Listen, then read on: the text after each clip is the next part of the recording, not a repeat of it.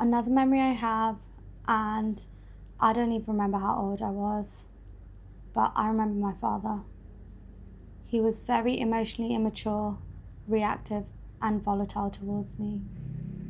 I could say one thing to him, and he would go from 0 to 100. I remember I was sitting in my parents' room and I said something to him. I don't even remember what it was, but I remember the slap. A full power, open-handed slap across my small face. It stung. My cheek was red. And I remember being in shock and tears just pouring out my eyes. I asked him, "Why did you do that?" And it was as if it brought him back to his senses. He grabbed me and hugged me and started crying and apologizing. But the damage was already done. And again, after that, things were blurry. The next significant memory I have was at age 12. I remember getting into so much trouble for talking to a guy online. But this wasn't just some guy. This was my aunt's cousin. A grown man, at least 10 years older than me, grooming me. He was talking to me inappropriately and sending me explicit photos and even asking for them. And he wasn't the only one. There was another guy too, far older than me, also from the Dawdi Bora community. He used to send me videos of himself doing things no grown man should ever be sending a child. I didn't even understand what I was seeing at the time. I didn't have the awareness. I was a 12-year-old child. I didn't know how to stop it. I didn't know how to say stop because they were older. And I had been taught to freeze, to disconnect, to go quiet. They weren't strangers either. Not really. They were from the same Dawdi Bora community. Their families were known. They were part of the same world that raised me. And that made it even harder to call it what it was. Sexual abuse and grooming of a minor. Then my parents found the chat. There was no conversation, no compassion, no warning about how strangers online could hurt me. No one told me that what happened wasn't my fault. And those men, they faced 0 consequences. Nothing happened to them. Because my family were too scared to open their mouths to anyone. So instead, they blamed me. They grounded me, punished me, took away my computer access, took away my phone. I, the 12-year-old child, was blamed for being groomed, for being sexualized, for becoming the target of something I didn't even understand. Everything was always my fault. And every time something happened, they isolated me. That became their default. Take away everything and lock me down. Shut her up, make it disappear. Another moment I remember clearly around that age was when I found out what female genital mutilation actually was at school during a class. I went to an all-girls grammar school. One day, they showed us a documentary. I don't remember all the details, just that it was about young girls, what had been done to them, what FGM is, why it's done, that it's illegal. And somewhere in the middle of that film, my memory clicked.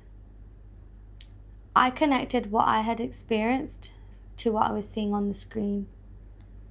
And then I realized that's what happened to me.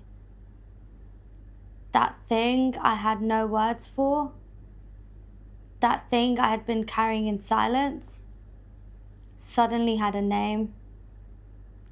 I remember sitting in that classroom and everything around me started to go quiet, like the whole world went on mute. My stomach dropped. My heart was thumping in my ears. I felt hot all over, like I was exposed. Like somehow everyone could see what had been done to me. I tried to shrink into my seat.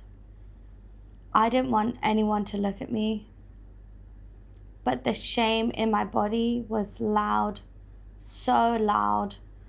And underneath it, this rising, unbearable rage. I had been betrayed by my own family. They did this to me. Something shifted in me that day.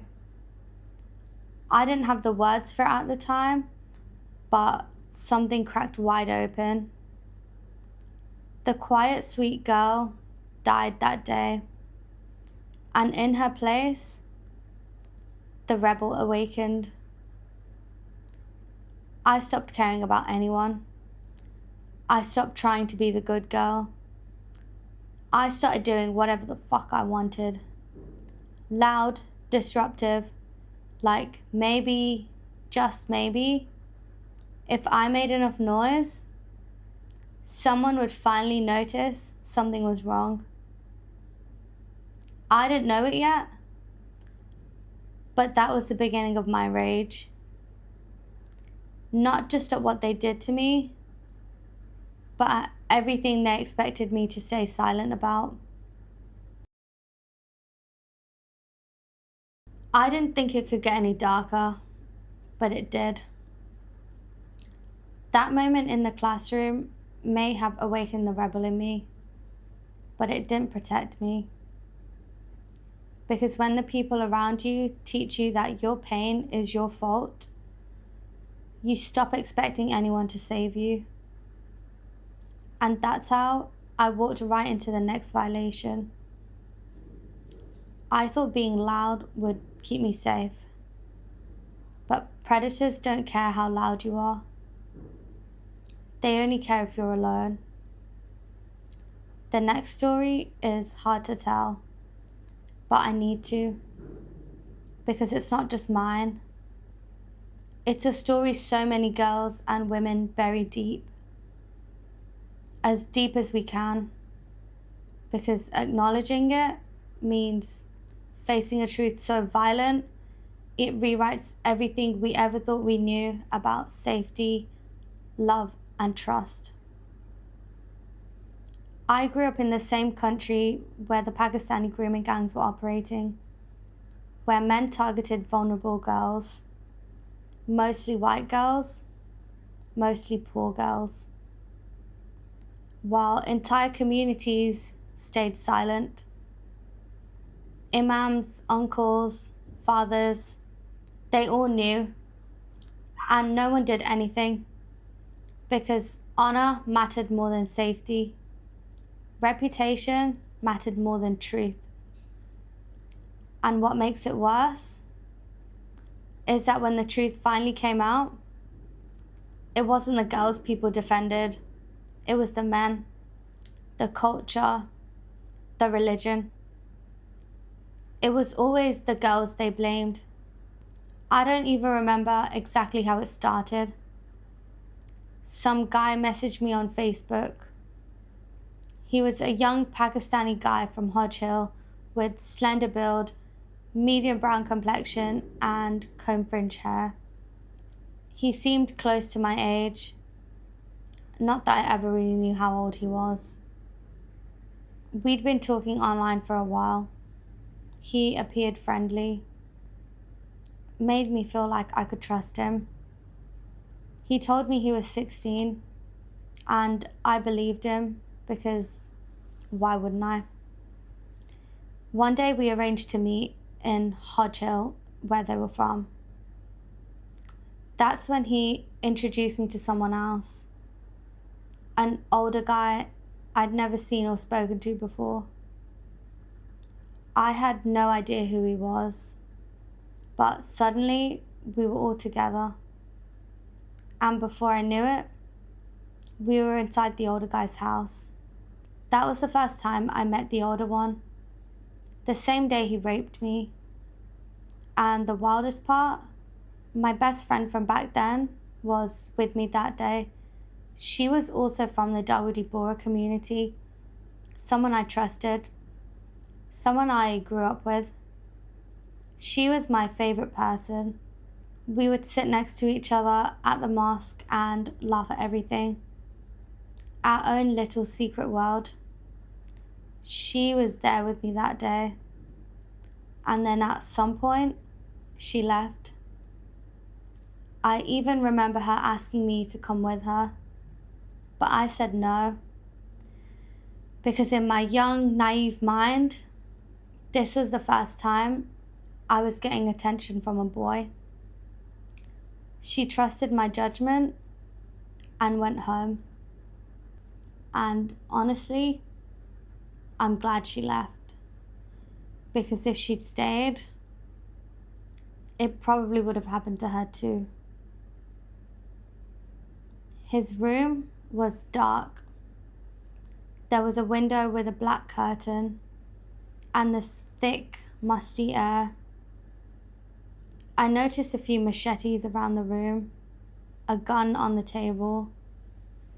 I remember freezing, like properly freezing, because I'd only ever seen weapons like that on TV. And suddenly, they were real. Right there.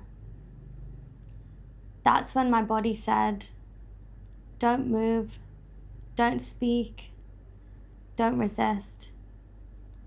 I remember thinking, if I say no, if I scream, he might use one of those on me. So I didn't fight. I didn't run. I didn't even ask him to stop. By that point, after everything else, it was like I'd already been conditioned to just go silent, to obey, to let it happen. I didn't even understand what was happening. I didn't know what sex was. I didn't know what rape was. I didn't know how to say no, or that I even could. I just remember staring at the ceiling. I stared at it the whole time. Because if I focused on anything else, I knew I'd break. And after it happened, he texted me. I'm not 16, by the way. I'm 22. Like it was funny. Like it was a game. Like he wanted me to feel how badly I'd been fooled. It was like he wanted to rub the betrayal in. And afterwards, nothing. No comfort. No explanation. No escape. Just a sick, empty silence. A silence that told me, no one's coming for you. You're on your own. And I didn't even tell anyone. Because who the fuck could I tell? There was no one I could confide in. No one who would listen without turning it into punishment. That's how isolating my childhood was. The worst thing could happen, and I'd still be the one in trouble.